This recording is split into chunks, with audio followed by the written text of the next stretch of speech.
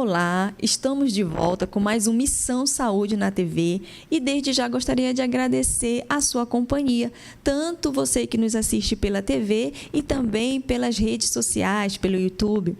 E hoje nosso tema é sobre diabetes, um olhar de esperança. E nosso convidado especial de hoje é o Dr. Vilde Cavalcante, endocrinologista e apaixonado por esse tema de diabetes e vai estar agora falando um pouquinho, se apresentando. Eu sei que muita gente já conhece o Dr. Vilde, mas ele vai estar aqui falando um pouquinho sobre seu trabalho, a sua atuação nesse tema.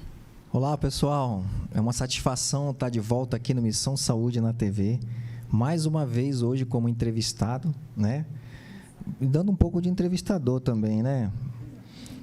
Um bate-papo, né? Um bate-papo. Então, para quem não me conhece, que já está aí assistindo o Missão Saúde na TV há muito tempo, notou a minha ausência. Quem já assiste notou a minha ausência no programa e hoje eu vim dar um suporte aqui para minha amiga Regiane e falarmos sobre diabetes e levar para vocês um olhar de esperança, uma visão diferenciada sobre essa doença. Para quem não me conhece, eu sou o Dr. Vilde Cavalcante. Eu sou um diabetólogo apaixonado pelo que faz, é o tema dos meus vídeos no YouTube, né? E lá a gente tenta levar para os seguidores uma visão diferenciada de quem tem diabetes, numa linguagem bem simples que todos possam entender. E hoje a nossa missão aqui é falar sobre de diabetes sobre uma forma descomplicada e levando para vocês que estão aí em casa uma mensagem de esperança. Perfeito. E, doutor, o tema diabetes, apesar de ser muito comentado, tem muita gente que tem dúvida. Então, explica para aquelas pessoas que estão nos assistindo o que é diabetes de fato. Diabetes é um grupo de doenças que tem em comum um estado de açúcar alto no sangue, chamado hiperglicemia. Então, é quando a pessoa não consegue mais regular o nível de açúcar no sangue e trazer ela para um valor normal. Significa, então, que é um estado de alto açúcar no sangue, hiperglicemia, e que essa hiperglicemia pode levar a algumas complicações. De maneira geral, é isso, é uma taxa de açúcar alto no sangue. E tem alguns tipos diferentes, doutor, de diabetes? Quando eu falei em um grupo, Regiane, são doenças, às vezes, até diferentes, mas que têm em comum a alta taxa de açúcar no sangue. E aí, a mais comum é o diabetes tipo 2. No diabetes tipo 2, o que a gente percebe? É a elevação da alta taxa de açúcar no sangue, mas isso decorre de um estilo de vida, das escolhas que ele teve ao longo do caminho. Significa dizer que se você tem um familiar, por exemplo, que já tem diabetes e que você já tem uma tendência genética de desenvolver, mas se você faz escolhas ruins ao longo da vida, se é sedentário, se come mal, se está acima do peso, existe a possibilidade de você desenvolver diabetes tipo 2. Esse diabetes tipo 2, o que acontece? É que o seu pâncreas, que é o órgão que produz a insulina, que é um hormônio que regula a taxa de açúcar no sangue, você produz esse hormônio, mas ele não consegue agir a nível da célula para abrir a sua célula para receber essa glicose, ou seja, a glicose acaba se acumulando no sangue. No diabetes tipo 1, que é uma doença não muito comum, igual ao diabetes tipo 2, diabetes tipo 2, dos pacientes que têm diabetes, ela 95%, tipo 1 em torno de 5%. E aí o que acontece?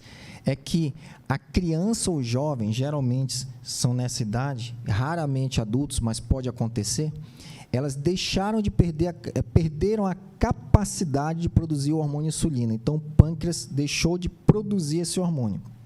Com isso, a glicose se acumula no sangue e não consegue entrar na célula. Existem outros tipos de diabetes. Por exemplo, o diabetes LADA, que é o tipo 1, numa manifestação mais adulta. Dizem que é o diabetes que tem um comportamento intermediário entre o tipo 1 e o tipo 2. O diabetes MOD, que é um diabetes com influência genética, mas que envolve só um tipo de alteração genética. E aí nós temos MOD 1, MOD 2, 3, 4, até 14 MODs identificados. E tem outros diabetes mais raros, tá? Existe uma classe de diabetes que não é o diabetes mellitus, que é o diabetes insípidos, que é uma doença muito mais rara, onde o indivíduo urina demais, mas ele não tem a característica da hiperglicemia, da alta taxa de açúcar no sangue. Ele só não tem a capacidade de reter a urina. Então, ele bebe muita água e urina muito.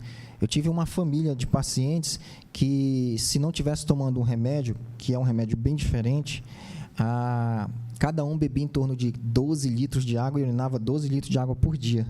Olha que coisa, né? Interessante, né? E, doutor, fale um pouquinho sobre a estatística do diabetes. O que é verdade que realmente é uma pandemia, considerada uma pandemia, e só vem aumentando a cada vez que passa? Esse nome pandemia tá muito presente, né? Talvez antes dessa pandemia atual, a gente nem sabia o significado da pandemia. Eu falo para muitas pessoas, né? Como médico, nós já conhecíamos esse termo, endemia, pandemia, né? Então, o diabetes já é uma pandemia há muito tempo. O diabetes, a hipertensão, a obesidade é uma pandemia, né? E quando a gente fala de pandemia, significa dizer que essa doença ela atinge grande parte da população no mundo e é muito bem distribuída em toda a população mundial. E lembrando que a população mundial ela está 50% ou um pouco mais já está acima do peso. E com isso, quem é que vem junto? Pré-diabetes e diabetes tipo 2. E é uma pandemia enorme, que está difícil de frear essa pandemia. E é uma pandemia que traz números assim assustadores, que eu acho que a gente deve falar um pouco mais à frente sobre esses números, né? E é uma pandemia que cresce a cada momento, mas a nossa mídia ainda não fala disso, como, por exemplo, falamos do Covid. E se a gente for falar de estatística, já antecipando, Regiane, por exemplo, 2021, a Covid matou 25 milhões de pessoas. E claro que esses números ainda crescem, mas em 2021, dos dados da Federação Internacional de Diabetes, foram 6 milhões de mortes por diabetes, né? E, às vezes, obedecendo, ainda levando em consideração as subnotificações de casos que não são notificados. Então, eu acredito que esses números são bem maiores do que aparentam. E todos os dias morrem pessoas com diabetes, talvez uma pessoa a cada 6 segundos no mundo. E a gente não fala sobre isso, né? E em idades cada vez mais jovens, né? Que não era de se observar, né? Então, à medida que os anos vão se passando e esse estilo de vida moderno vai se apresentando cada vez mais nos lares, nas famílias, o que a gente percebe é que o diabetes tipo 2 ele era uma doença muito rara ou difícil de ser encontrada, talvez há 100 anos atrás, 200 anos atrás, né? E que hoje ela está muito presente.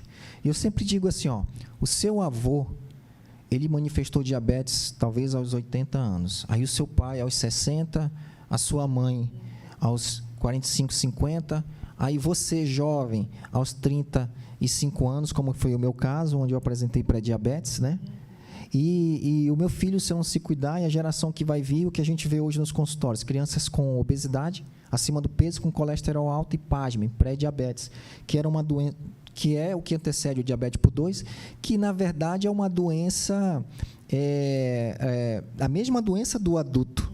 Só que, como a mãe, no período gestacional, já não se cuidou, já teve um fator epigenético, genético envolvido, de escolhas ruins durante a gestação, a gente pode até falar disso. E vai impregnar tudo no feto, né? Já vai passando uma memória, tanto genética como epigenética, já formatando, né, aquela criança para, quando apresentada ao meio diabetogênico, de escolhas ruins, de alimentação ruim, ele começa a se apresentar a doença muito cedo.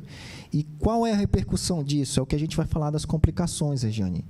São grandes as repercussões para uma criança que desenvolve diabetes, sabe? Isso que você está falando é muito sério, né? E a gente vê que muitos pais estão empurrando para o tapete. Não estão tomando a medida agora, vão esperar para pagar um preço caro depois e já foi plantado lá, podia ter mudado essa chave antes, né? E a chave é assim, doutor, trouxe meu filho, ele está acima do peso, tem colesterol alto, e eu vim aqui para o senhor falar para ele como comer direito. Aí você olha para os pais e os pais estão acima do peso. Não, estou falando é para você, papai e mamãe. Você. Os seus filhos são espelhos. Eles sabem o que você come, vocês são reflexos, né? Então, vocês precisam ser mestres, professores, ensinar a disciplina da alimentação saudável em casa. E talvez você ainda não saiba o que é uma alimentação saudável. Então, procure um especialista para te guiar, né? Procure um pediatra para avaliar a criança, procure um endocrinologista se a criança tem diabetes, mas antes, se olhe no espelho e avalie como é que está seu estado. Será que você tem hipertensão, papai? Mamãe tem diabetes? Então, cuide primeiro de você e depois instrua seu filho no caminho a ser seguido. Perfeito.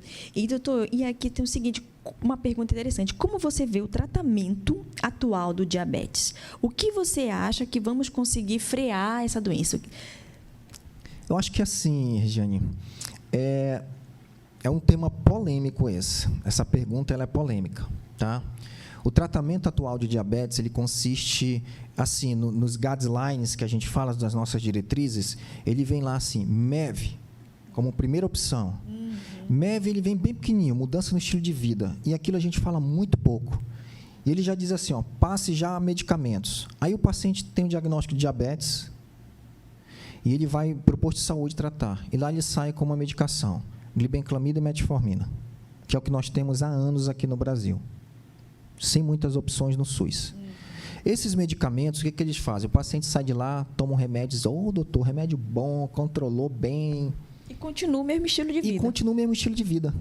E ninguém falou para ele como é que ele deve comer, se exercitar, a importância do sono, a importância do gerenciamento das emoções, da alimentação saudável. Aí ele olha para a glicose, nossa, estava 200, agora com esse remédio está 80, maravilha. Aí eu posso comer tudo, né, doutor? Aí, lembrando que diabetes é uma doença de açúcar no sangue. O remédio tirou o açúcar e ele ainda continua colocando. O remédio tirou o açúcar e ainda continua colocando. Mas tem uma hora que o remédio deixa de fazer efeito. Aí, você que está assistindo, que tem diabetes, você passou a tomar 2 metforminas, depois 3. Aí, com o passar do tempo, você passou a tomar glibenclamida e você continuou comendo ainda de forma equivocada. E aí, depois tem que trocar remédio. E lá na frente, qual é o futuro disso? Usar insulina. Então, a maneira como nós tratamos é essa, remediando, não indo na origem do problema. Isso é um problema. Por quê? Porque se você só remedia aqui para o diabetes, para controlar a glicose, outras doenças que vêm junto com ela, que é a síndrome metabólica, acontecem. Então, hipertensão, colesterol alto, hipertrigliceridemia, gordura no fígado. E aí os pacientes dizem assim, doutor, tem 5 anos de diabetes e agora apareceu a gordura no fígado. Nada, ela já está lá faz tempo. A mesma doença que criou o teu diabetes, ele criou a gordura no fígado, ele aumentou o teu triglicerídeo, ele aumentou o seu ácido úrico, que é a resistência insulínica. E a resistência insulínica só se resolve mesmo na origem do problema, tá? Que é, às vezes, alguns medicamentos mais sensatos, temporariamente, não esse que a gente tem hoje aí, tá? Mudança no estilo de vida que a gente pode falar em detalhes mais adiante. Perfeito. E, doutor, e tem mais aqui, a pirâmide alimentar atual, o que dizer dela? Se eu pode explicar para a gente, porque também é uma coisa que foi... A pirâmide, né, ela começou a ser criada nos Estados Unidos. E quem criou foi um órgão governamental, o Senado, decidindo como é que nós iríamos comer. Com um conflito de interesse muito grande e com conflito de interesse de indústrias alimentícias que queriam entrar no mercado. E, na época, a civilização, assim, até antes da década de 70, a gente vivia a fome com mais frequência. Então, achou-se uma maneira de processar alimentos na tentativa de que eles pudessem ficar mais acessíveis e baratos. Mas isso retirou o quê? Nutrientes dos alimentos.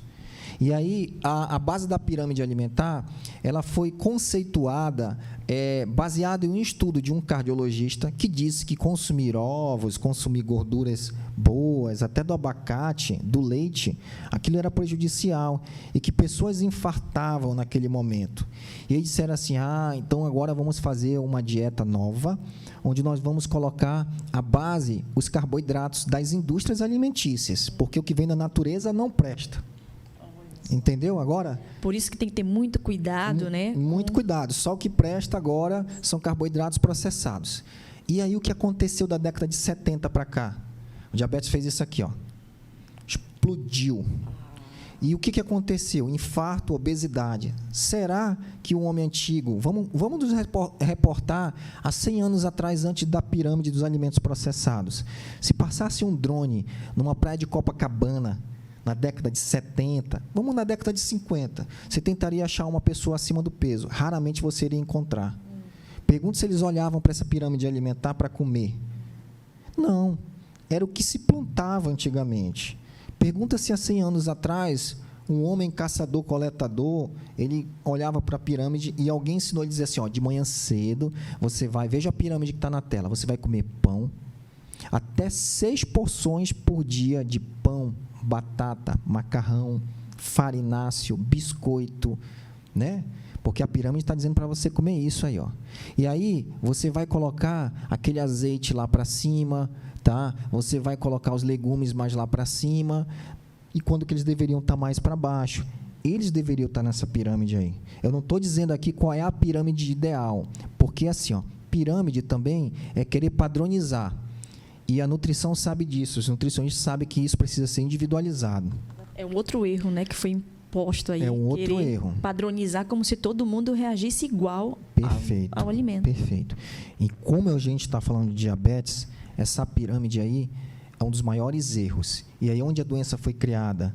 Num cenário alimentar novo, que a gente hoje precisa falar para desconstruir isso. Está entendendo? Mas eu não sei se eu saí do foco da pergunta. Não, perfeito. É justamente isso. Porque essa pirâmide foi vendida como uma verdade absoluta. E é uma coisa que a gente precisa ficar com o olhar, né, fora da caixa, senão você vai criar doença. Agora, vamos falar verdades aqui. Sim. Essa pirâmide ainda é defendida hoje, tá? E ela é mostrada nas escolas. E eu vou te dizer...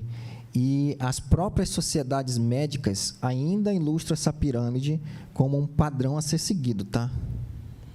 É por isso que vale a importância assim, do olhar crítico e do conflito de interesse. Quem publicou isso? Sempre tem que ter... Tem alguma ideia por trás, uma origem? É assim, quando a gente fala em conflito de interesse e estudos de validação, estudos com uma boa aceitação de publicação científica e de peso científico, tá? Às vezes a gente pode ter uma boa publicação e que tem um conflito de interesse muito grande, onde o aporte ali, quem aportou, quer um resultado X programado. Então, ele já maqueia ali a pesquisa, comparando uma droga que já é o resultado ruim com outra que ele quer vender. Com viés, que a gente fala. Tá? Hoje eu vi um artigo de manhã cedo sobre vacina de Covid, mas eu vi um viés, não estou defendendo nem, né? Vi um viés, eu disse assim, quem repassou o artigo disse, mas será que eles estudaram na população adequada? Será que esse trabalho aqui, essa pirâmide, ela serve para quem tem diabetes? Então, esses são questionamentos. Agora, o que a gente percebe é que quando a gente melhora, troca essa pirâmide ou começa a trabalhar com outro modelo, o paciente melhora de uma maneira absurda, comendo de maneira diferente. Perfeito. Gente, é por isso que tanto o profissional não deve ser engessado com tudo aquilo, ele deve olhar individualizado, né, para poder atentar às necessidades de cada um. Olha, gente, o primeiro bloco passou rápido demais, mas ainda tem muita coisa para a gente discutir aqui, então fique ligado até o nosso próximo bloco. Até logo. Hoje eu quero falar para vocês da MAB Vida Assistência Médica. Lá você encontra vários tipos de exames especializados também, viu? E consultas com especialistas. Então, dá uma passadinha lá na VP 8, folha 26. MAB Vida Assistência Médica.